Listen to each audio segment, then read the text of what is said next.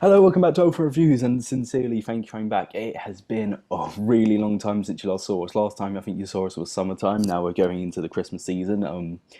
As you can probably tell, this is not Franco you've got up on your screens, or when you hear the voice, this isn't Franco that you'll be listening to. So Franco is away on university, and then I had to take a break from all social media due to work. But I'm happy to be back, and today we will be covering Edward Scissorhands, and today I'm joined by Jennifer Vega. Hi, how are you? Oh, ain't too bad, Jennifer. You okay?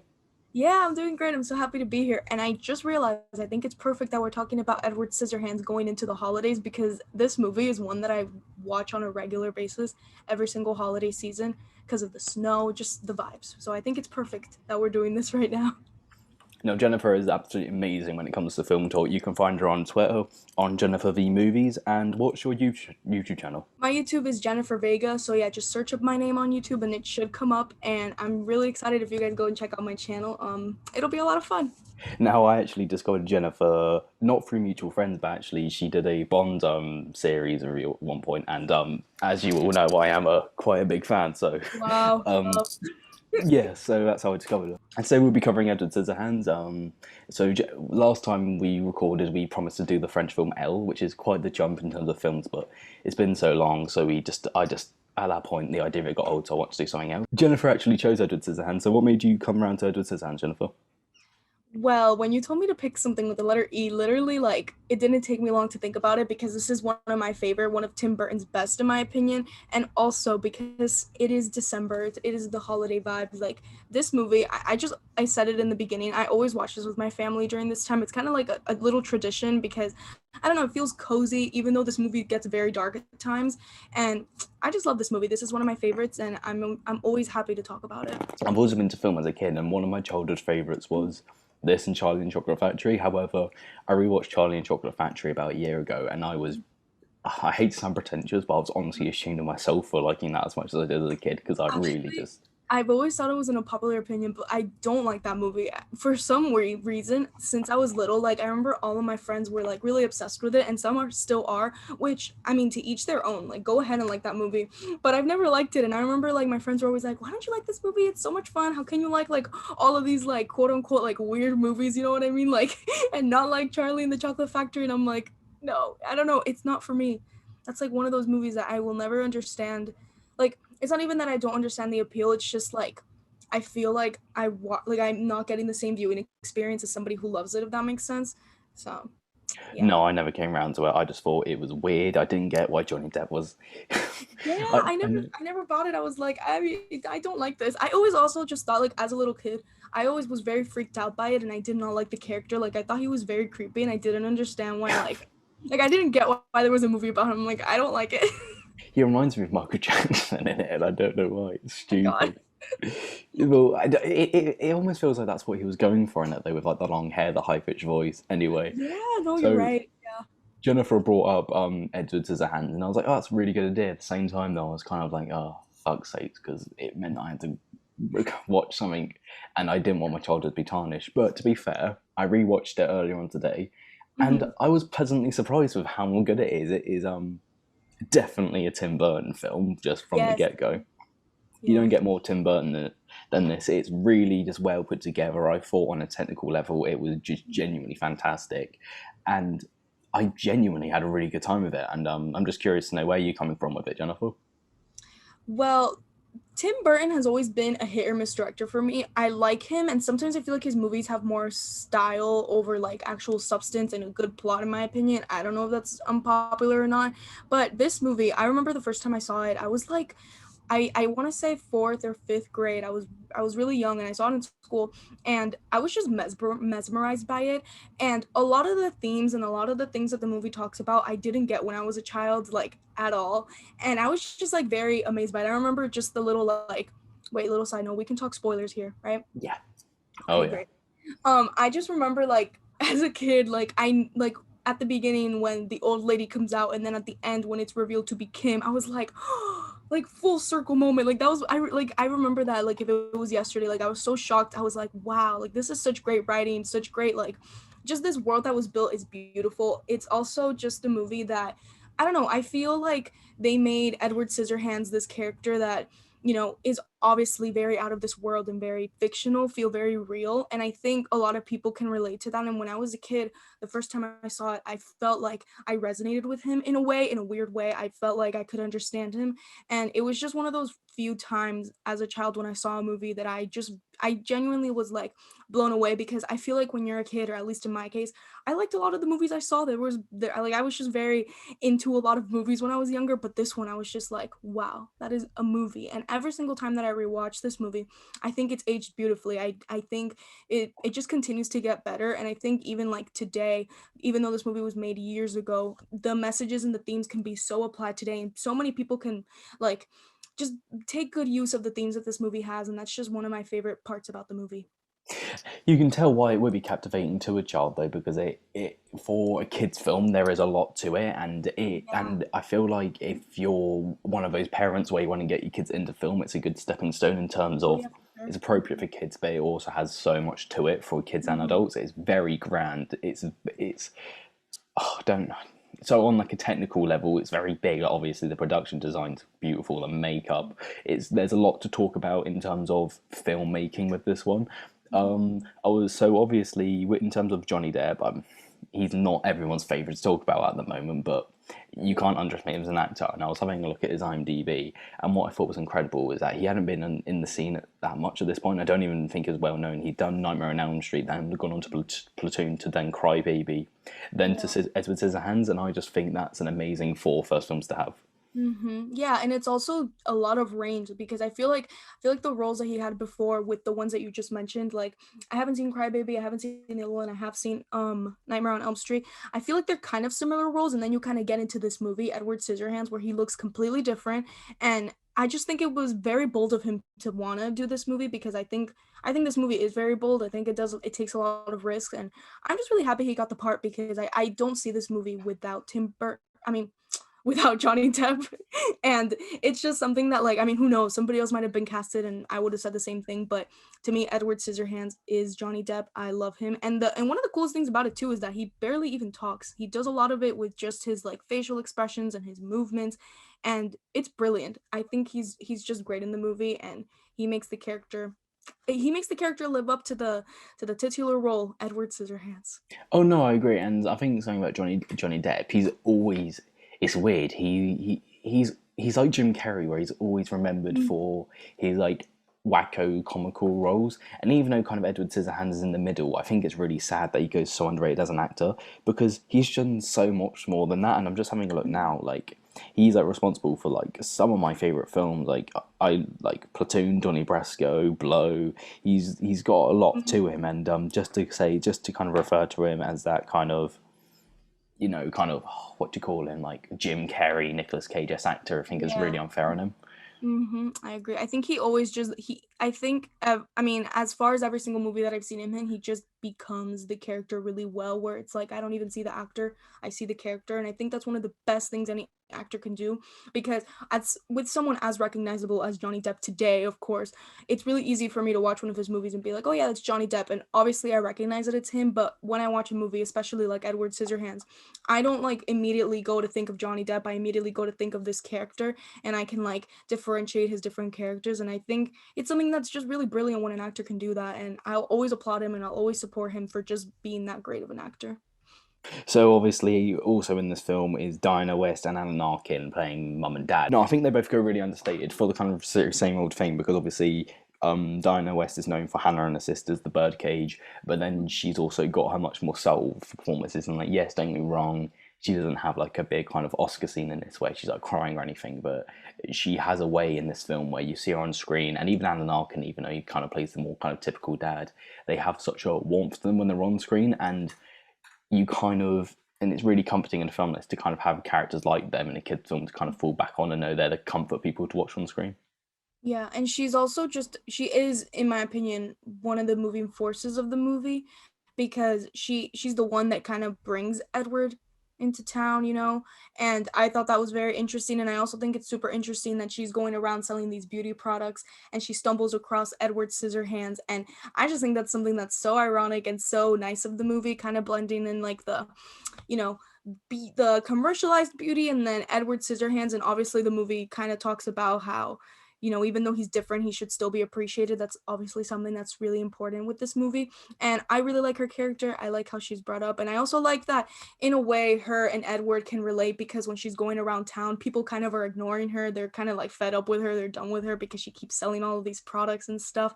And I feel like she's almost like a running joke in the town, kind of like Edward will be in a couple of scenes to come in the movie. So I like that they both found each other, and I like that she's almost like the moving force of like what starts the plot, what starts the conversation of being different, of bullying and all of that that this movie brings. Last thing I want to bring up though is like I hate to be picky. I mean, don't be wrong. I am a blokey bloke, I guess, and maybe it's from where I Uh-huh. come from. But just a question for you personally, Jennifer. If you discover a guy who's got fucking scissors for hands, pale as shit, do you then not only not run away, do you then invite them to your house?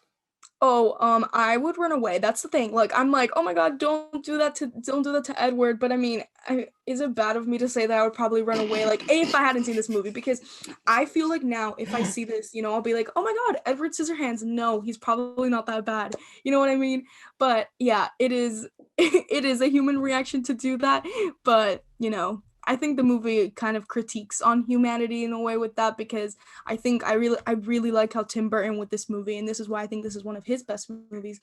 He takes the whole idea of like a monster and humanizes it, because I think if you didn't know what this movie was about, I mean, when I did first see this movie and they showed us like the poster, oh, we're gonna watch Edward Scissorhands, I thought he was gonna be the bad guy. That is what I thought it was gonna be, because you said it. He has scissors for hands. Like, what is that? I thought this was gonna be some type of like horror movie or something.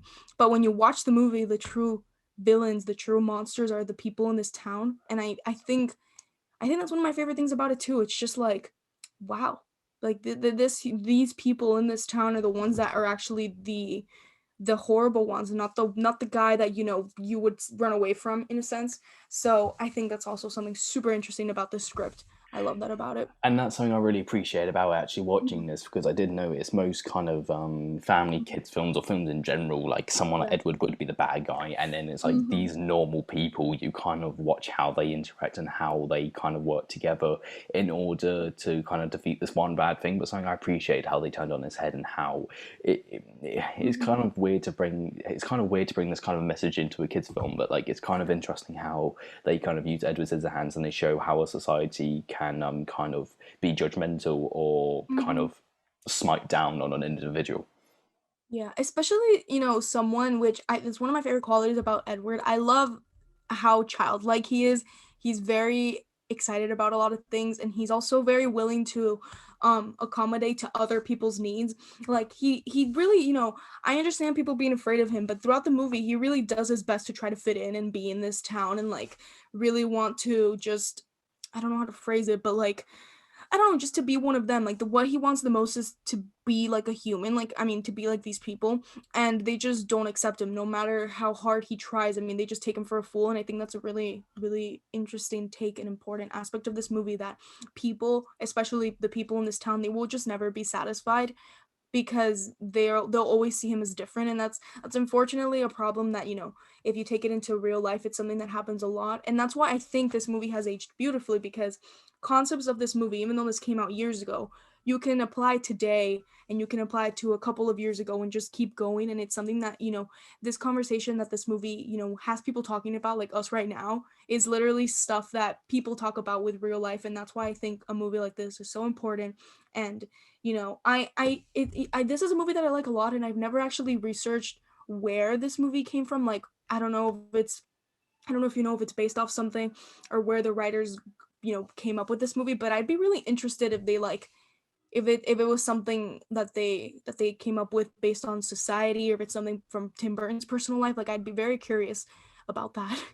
Now, Tim Burton has actually said that he wouldn't ever make a sequel of this because it would remove the film's purity. I was just wondering if you have any thoughts on that. I agree with that. I mean, I think this is a movie that doesn't really need another part. I hope they never remake it, but we're in the day of Oh, remakes. Jennifer, it will happen.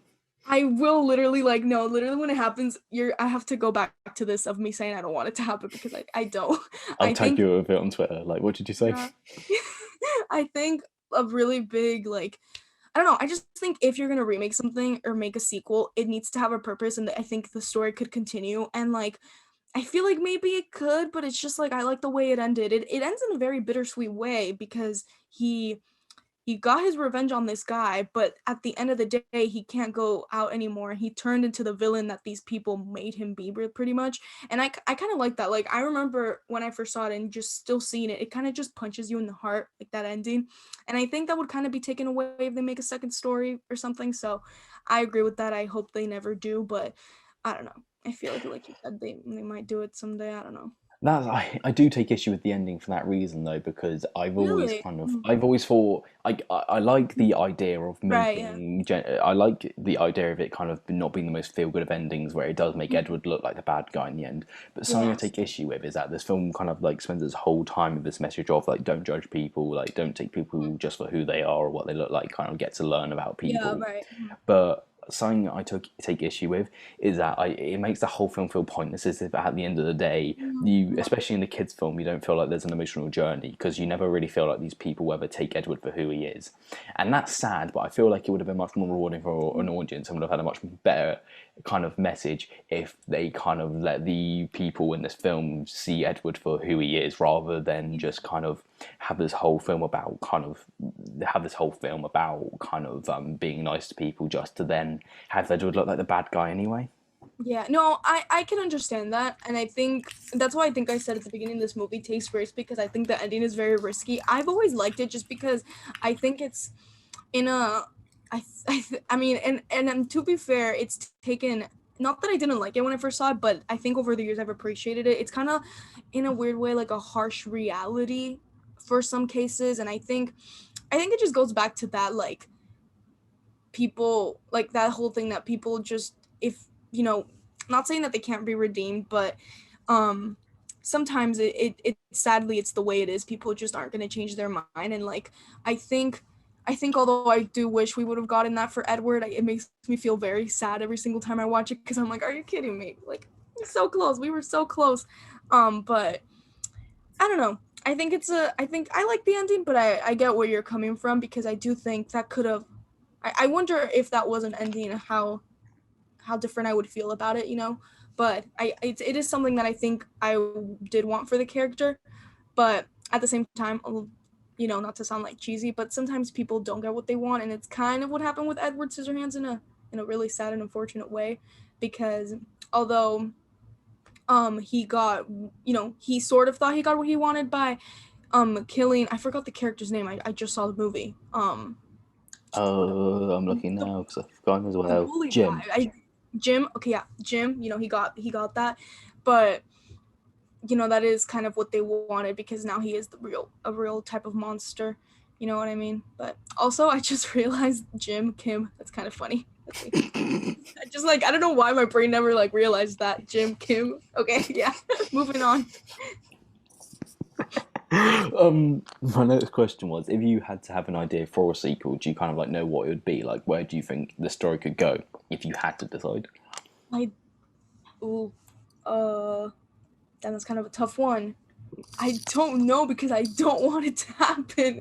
Like, I just don't know what route they could go with because I don't know. I don't know what route they could go with because they I just don't I just literally don't know what they could do. Like, do you have any ideas actually? Because I'm thinking if they go, if obviously it'd be in the future, or maybe they could do a prequel in a weird way, kind of how with the creator guy. Maybe they could do that, and maybe I think that would kind of be better because I just don't think continuing it, him going back into town, or a new generation finding out about Edward Scissorhands. I feel like that would be so not good for this I don't movie. like the idea of Edward kind of going into a new generation because it feels like such a film of its time. An idea I did have Hmm. is that it's set right after the first film. Yeah. And because basically, I mean, yeah, he falls in love and everything, but that's about it. I feel like they could use the sequel as more of an opportunity to watch him grow on an emotional level and kind of become more human. Yeah. And it kind of would also give enough opportunity to it would be a good message that so basically he comes out of this building, he then on a venture to kind of find the love of his life, and Yeah. then through there like it could be a film about how the truth always kind of prevails. They find out that he's innocent. It could be then about these people finally accepting Edward Scissorhands. So it's kind of a bit like Avengers, a bit like how Avengers Infinity War ends, to how Avengers Yeah, Endgame right. ends. You were left on an end of bittersweet ending in the first one, but in the second one, there's Yeah. still some bitter sweetness to it, but a lot of it's wrapped up. Yeah, that could be nice. I just think it's so weird because if they do remake it, they'd probably recast them, which I think would be weird. Like, I mean, I don't know if they would cast Johnny Depp, they would cast Winona Ryder because they are older, so they'd have to do a lot of like. Well, not only that though, but Diana Westland and Arkin are both. I don't want to be offensive, but they're both very, very old now. Yeah. No, but like even I love Winona Ryder. She looks great, but like she does not look like I don't know how young she was when she did the movie, but she looks very young. So. She was. Oh wow, she was 19 when this was being filmed. Oh wow, our age. Yeah, she just doesn't look 19 anymore. Winona Ryder. So. That's just made me feel very depressed. I'm 19 in a blockbuster film, and what am I doing with my Right? life? That's crazy. Well, whatever. We're here talking about Edward Scissorhands. It's still as cool. Absolutely. So, something I do with my usual. Oh, you might want to close your IMDb for this. So, something that I do with my other co-host is that. So you may know I love the award circuit. I specialise in it. So something I like to do. I like to go over the major precursors, and I'll tell him how many it was nominated for, how many it won for, and he has to guess the nominees and winners. Yeah. Okay, so you down for that? Sure. I feel like I'm definitely gonna lose and do a really bad job at it. As long as we're having a good time, that's all that matters. So Yeah, we'll that's true. we'll start with the Academy Awards. So it was nominated for one thing. What do you think that was? Production design? Score? It's a disgusting snub, but no and no again. Trying to think. Screenplay? No, what the heck was it? Well, I mean, not that it shouldn't deserve to be nominated for other things, but How do you not nominate the production design? I'm sorry, but I'd say, I mean, I don't want to spoil anything, but we're gonna go into a bit more of that with another award circuit. But it should have been in the winning conversation. Like, obviously, the juxtaposition between Edward's castle and the suburban neighborhood, the kind of the warmth it has compared to where he lives. Not only that though, but the production design of the houses, both inside and out, it adds a whole new environment to the film and also character. I not to cut you off. Sorry, my bad. Okay. The production design is also really incredible because you have like I like the colors of the movie because it just looks so inviting, but it's like this neighborhood is so inviting, but these people are pure evil. Like they suck, and you wouldn't expect that from this really nice looking neighborhood. And it's also almost like Edward Scissorhands' point of view and perspective of this town because he's so excited to like see these people and they're all really rude. So I'm very surprised it didn't get nominated for that. And I like what they do there. It's kind of it trick plays on the audience and the viewers where you'd think that they'd be lovely people to invite him, and then it's kind of like a big letdown when you realise that these are in fact cruel people who have. It's weird, and I don't want to seem insensitive, but obviously with the racism issues we're having in the States right now, it is kind of in a way kind of weird how kind of relevant it is now, where it just shows that in this suburban neighbourhood where everyone's wealthy and they should be well educated, people are still so willing to judge people just because of who they look like. Yep. It's very sad that it's still relevant today. So yeah. Yeah. Anyway, we are a comedy podcast. We will not get all political. Yes. So we still haven't got to it. Yeah, no, I nearly moved on. Wait. I need to get it. Wait. Is makeup a category? Well done. That's right. It is? Okay. I was like thinking, I'm like, I don't remember if makeup is a category. That's like so fake of me to forget. But I think, did it win or did it only get nominated? Only got nominated. I mean, throwback to when Suicide Squad won Best Makeup at the Oscars.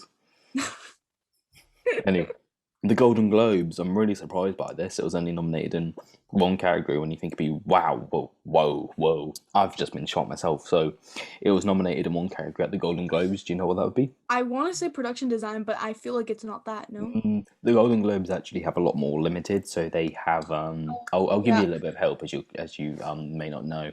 So the Golden Globes acting categories are split into Best Actor or Actress, comedy musical, and then drama. Best drama? Mm, I'm being so bad at this. This is so embarrassing to anybody listening. I it's okay. promise I know my film trivia. I just do not know my award trivia. Um, You'll be an expert by the end of the podcast. yes, I will. We'll Oh my make you God, one. I don't know. I don't know what it is because I'm not that familiar with like I always did they win Best Actor or Actress? You're on the wrong. You're on the right lines. Actor? Did Johnny Depp win? Get Mm, nominated? nominated in what particular category? I'm trying to think because I consider Edward Scissorhands a drama. I think it did no. Not to them. Well, the other one would be comedy. Yep, Comedy. that's right.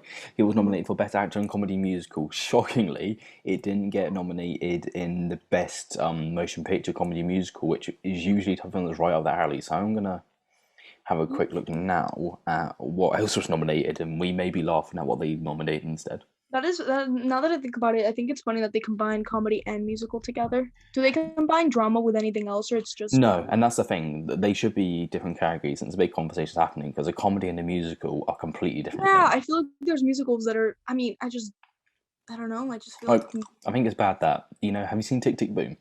yes, I have Did you actually. I like really it? like. I I did. really liked it. I Yeah. mean, and they and that's nowhere near a comedy. That's very much a musical drama. So Exactly. I think they need to like split to For drama, sure. musical, comedy, because Hmm. like a film like an action film can kind of weave in drama, comedy, something like that. Yeah. But comedies, dramas, and musicals are very specific films, and I feel like they should be Yeah, respected for that. and I feel like a musical is like there could be musicals of any genre if that makes sense. Even though musicals are their own genre, like you were just saying, like Tick Tick Boom is very much a drama musical. Um, Exactly. so I think that is very interesting that they have them together. I wonder why they even did that in the first place. I don't know. That's really annoying me that because that's just ridiculous. Okay, so oh god, right. This is exactly Oh why the God. Golden Globes are ridiculous and why they were cancelled this year. I'm looking at the best performance in a motion picture musical comedy actor. Did you want to know what the other nominees were? Yes, I would like to know because I do not know. In terms of nominees, Mm-hmm. it was Macaulay Culkin for Home Alone, great. Johnny Depp Mm-hmm. for Scissorhands, Richard Gere, Pretty Woman, and Patrick Swayze for Ghost.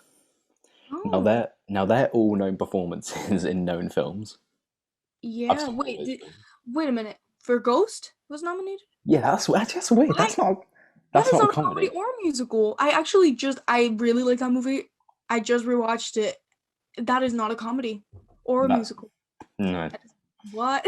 that's ridiculous. That Yeah, didn't even pass my mind. That's a sad film. It's about someone whose yeah, wife it is. dies. Like, and Husband. the thing is, it's just. I mean, I guess they could say it's comedy because of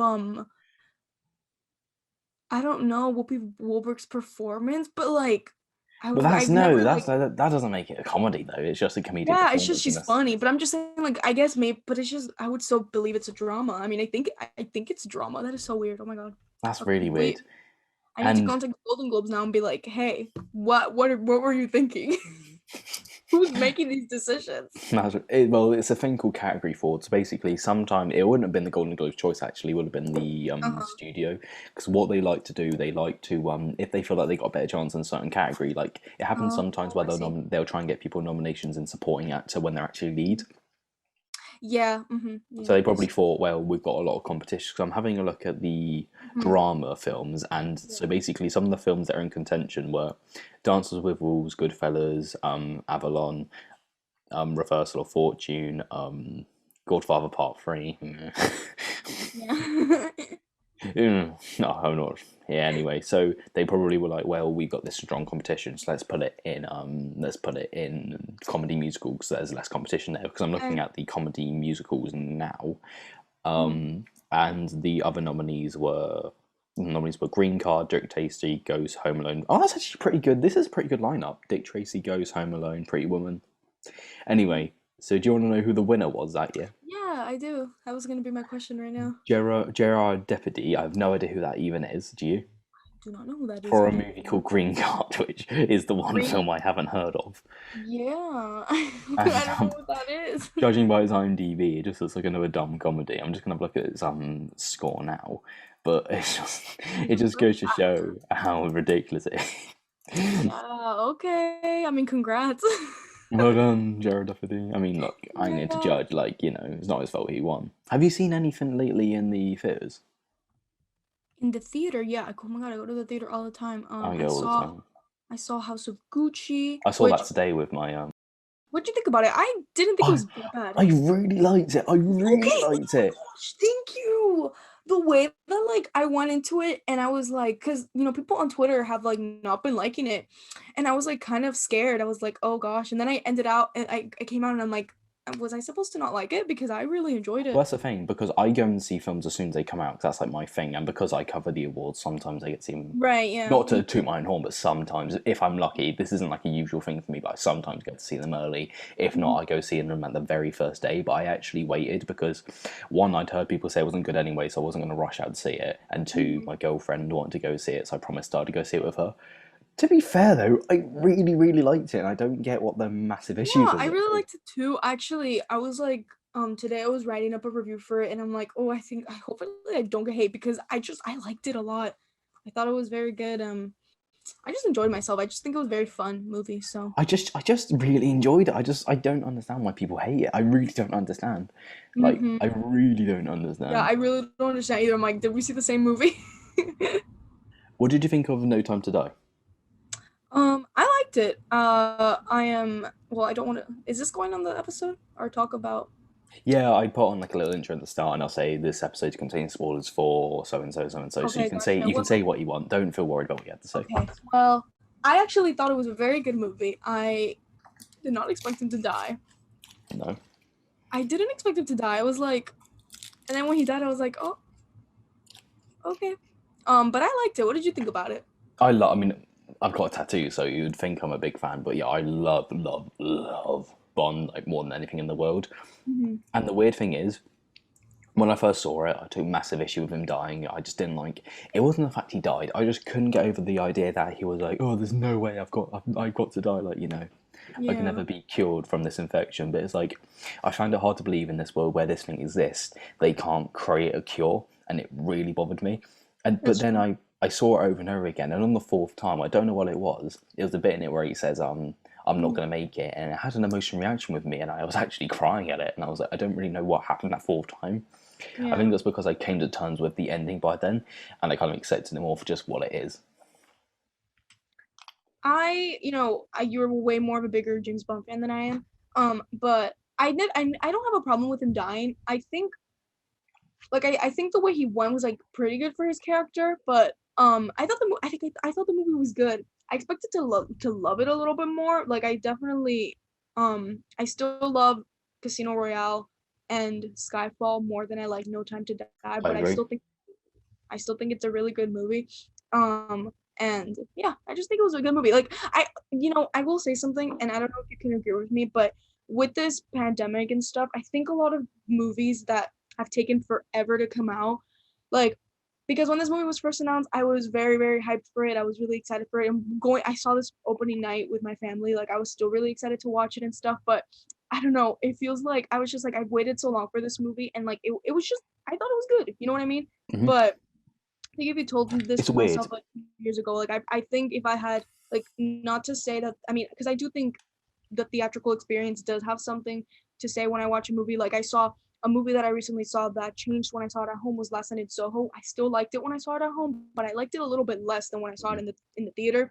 It wasn't as grand as that, but point is, I think if I saw this movie when it was supposed to come out, if the pandemic hadn't happened and a lot of things would have been differently, I think for some reason I would have liked it a little bit more just because I think I would have just been like, I don't know how to explain it. I feel like I'm not making any sense, but I just think the hype would have been there more. But I still think the No, movie was good. because I I enjoyed feel it a like lot.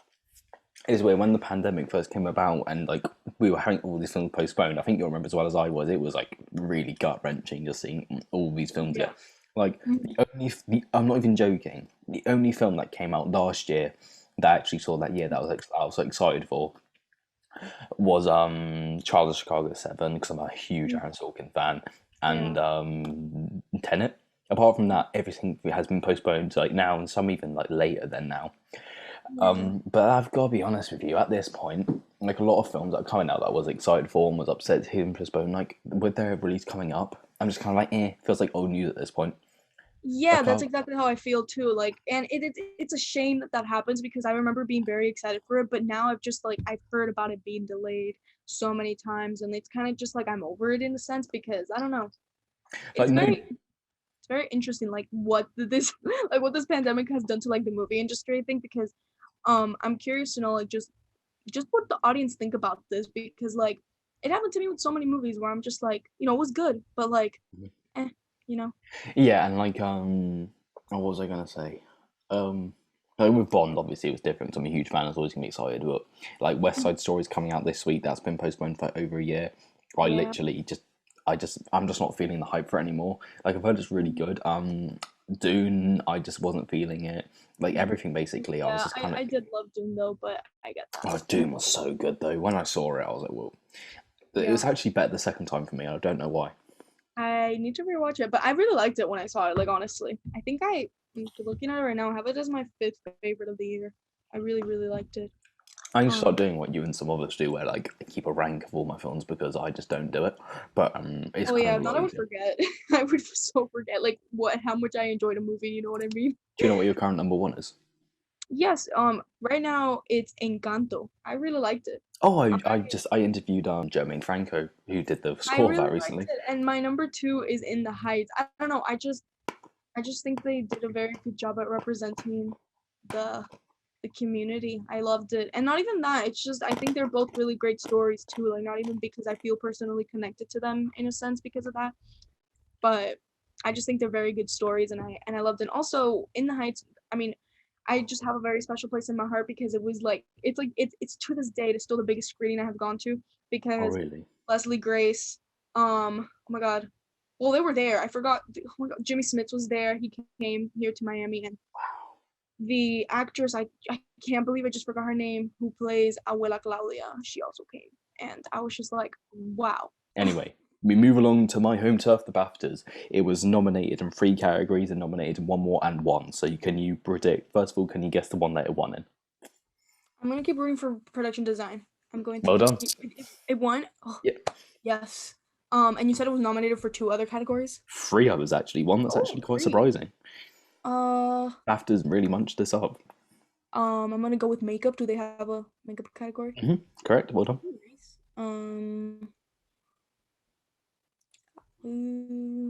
Score. Nope.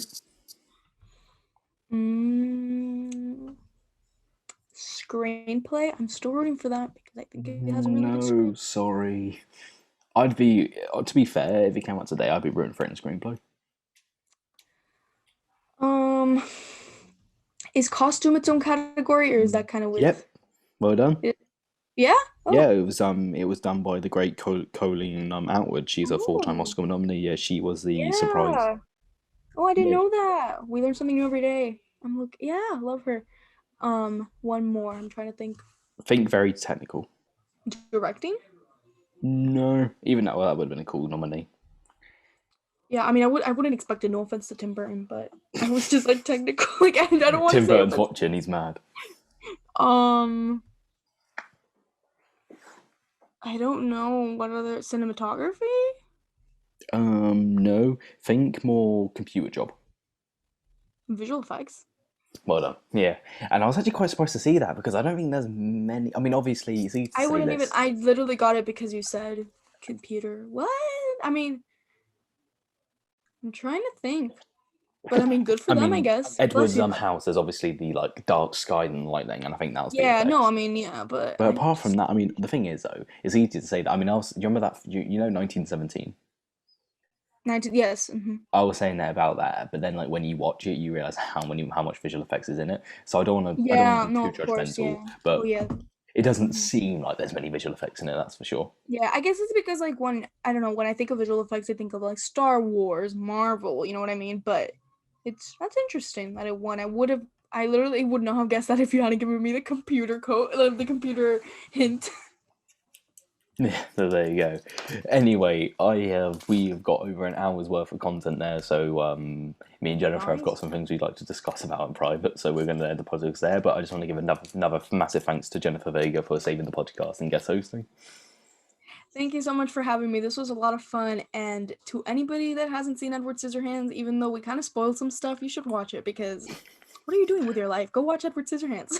Go watch Edward Scissorhands and learn more about your awards than Jennifer knows, and then come on the podcast and we'll test your knowledge there. Anyway, ladies and gentlemen, thank you very much.